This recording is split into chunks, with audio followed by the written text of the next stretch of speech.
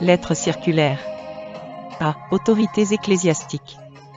Chers frères en Christ, reconnaissant humblement votre autorité incontestée, votre sagesse, votre expérience, vos dons et votre bonne volonté de guider le peuple de Dieu, et en gardant à l'esprit vos efforts, vos sacrifices et votre dévouement total à la conduite du peuple de Dieu, nous, ignorants et sans aucune connaissance historique ou théologique et sans aucune autorité, motivés uniquement par notre amour pour Dieu et notre crainte de Dieu, considérant que nous servons tous le même Dieu, Jéhovah Yahweh. Nous prétendons tous être le peuple de Dieu qui va entrer dans son royaume. Nous supposons que chacun de nous vit et agit selon la volonté de notre seul Dieu. Consternés par le mode de vie du monde d'aujourd'hui, c'est-à-dire le comportement humain tel qu'il est observé aujourd'hui sur la surface de la terre, qui pourrait bien être comparé à une Sodome, à une Babylone. Et en tenant compte des signes des temps, nous osons, avec humilité et respect, lancer un appel à vos excellences, dans le sens de vous demander s'il était encore possible, en ce jour de l'histoire, d'unir les efforts pour que le saint nom de Jéhovah Yahweh Dieu et sa parole, occupe à nouveau dans la vie du monde, la place principale que nous n'aurions jamais dû cesser de leur reconnaître. Jéhovah Dieu, propriétaire, créateur, Seigneur, a établi des normes de conduite pour son peuple élu. Exode 19.5 à 6. Maintenant donc, si vous écoutez ma voix, et si vous gardez mon alliance, vous serez pour moi mon trésor particulier entre tous les peuples. Car toute la terre est à moi. Et vous serez un royaume de prêtres et de saints. Dieu voulait un royaume de gens saints.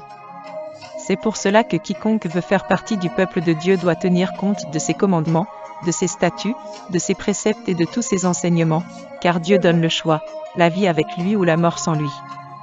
À ceux qui désirent être son peuple, Dieu donne les lois du royaume et fait une alliance. Vous serez mon peuple et je serai votre Dieu.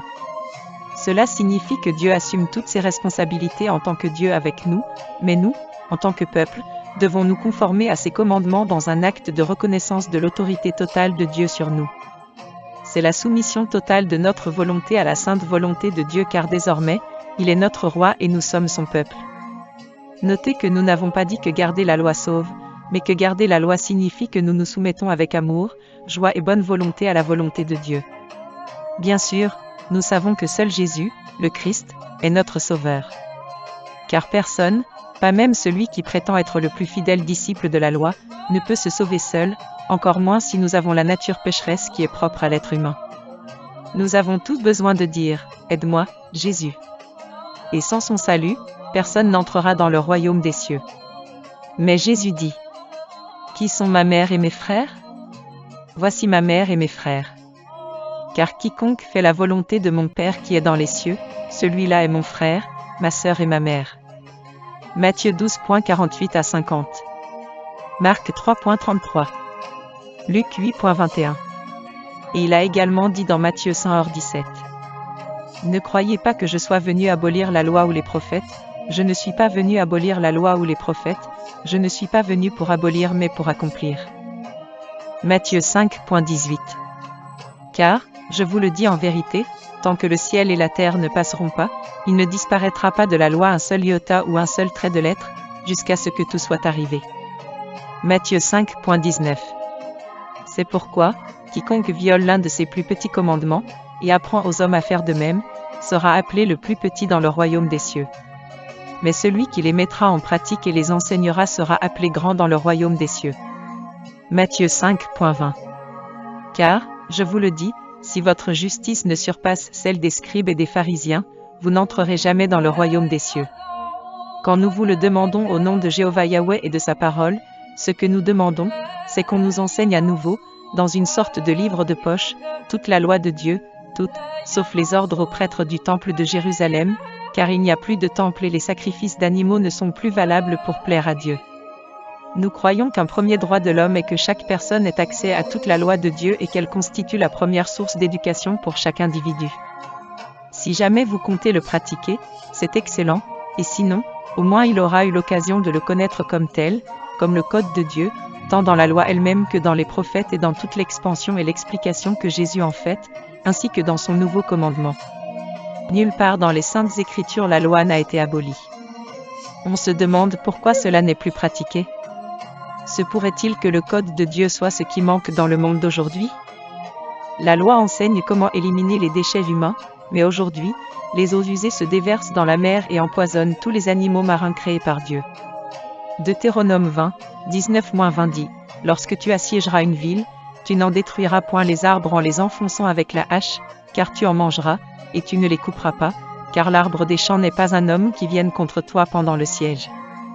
Mais tout arbre que tu sais ne pas porter de fruits, tu le détruiras et tu l'abattras, pour assiéger la ville qui te fait la guerre, jusqu'à ce que tu la soumettes. » Aujourd'hui, nous déforestons presque toutes les terres, les déserts se multiplient et il y a moins d'oxygène. La loi de Dieu est pratique, il nous l'a donnée pour notre bien.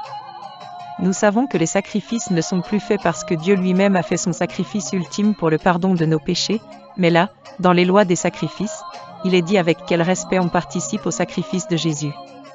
Il est possible qu'en ce XXe siècle certains commandements soient difficiles à accomplir. Que pensez-vous si quelques commissions de chaque Église pouvaient se réunir pour étudier cette loi et finalement une grande réunion avec le Saint-Pape et les plus hauts dirigeants de toutes les Églises orthodoxes et protestantes et même des Juifs et des musulmans, pour voir si quelque chose de la loi reste et si nous pouvons la faire revivre comme règle de conduite quotidienne, comme guide? Que puis-je faire? Que ne dois-je pas faire? Les enfants d'aujourd'hui ne connaissent pas la loi parce que leurs parents ne la connaissent plus. Nous reconnaissons que se souvenir d'elle ne serait pas vraiment populaire, mais voulons-nous l'approbation de Dieu ou celle du monde? Deux derniers messages. 1 degré Les Juifs attendent toujours le Messie. Nous considérons qu'il est juste de leur rappeler qu'ils n'ont pas pu reconnaître le Christ dans celui qui s'est laissé crucifier pour notre salut, mais quand il viendra comme juge et ils n'auront plus de temps s'ils ne l'acceptent pas maintenant. Et 2 degrés Que certains groupes musulmans qui n'ont pas connu Jésus, à notre honte et par respect pour leur tradition, accomplissent certains commandements de Dieu plus que nous.